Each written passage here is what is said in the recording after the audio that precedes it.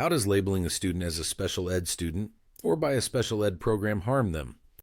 Labels like special ed student or special ed kid reduce the person's identity to supports they receive or educational placement.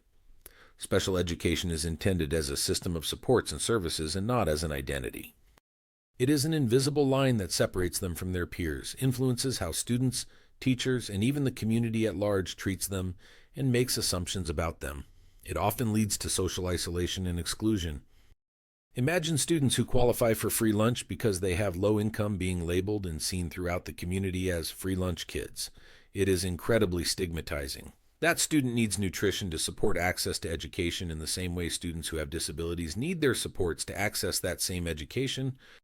Neither student should be identified, limited, or stigmatized by their support needs. When students are labeled and placed in separate settings, they are no longer seen as equal members of the school community.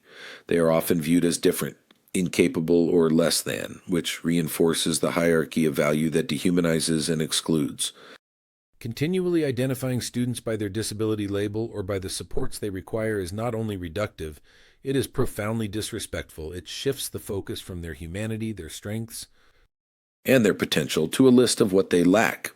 This deficit-based framing reinforces the belief that they are defined by what they need rather than who they are. It influences how others treat them, where they are placed, and whether they are seen as worthy of full participation.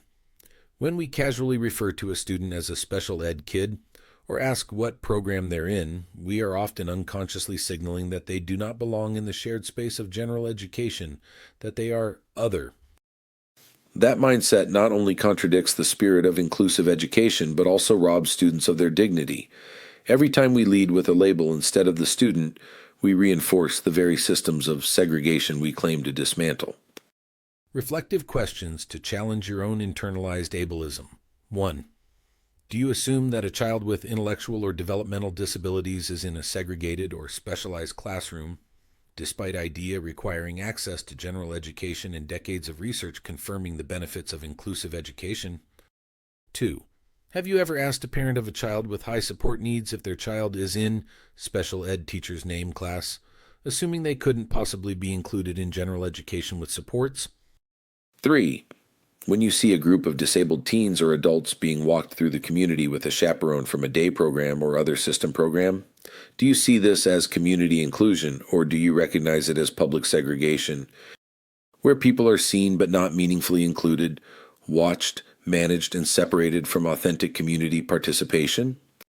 We can begin to make a change by becoming aware of our own internalized ableist beliefs, the assumptions we've been taught, even by well-intended educators about disability and belonging.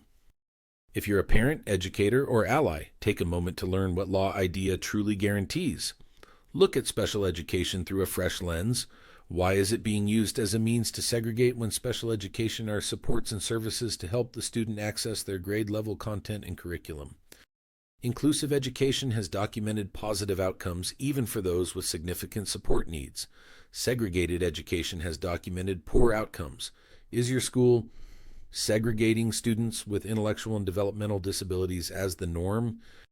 If so, it's time to challenge it. Learn the law, ask hard questions, and raise your voice. Be part of the solution.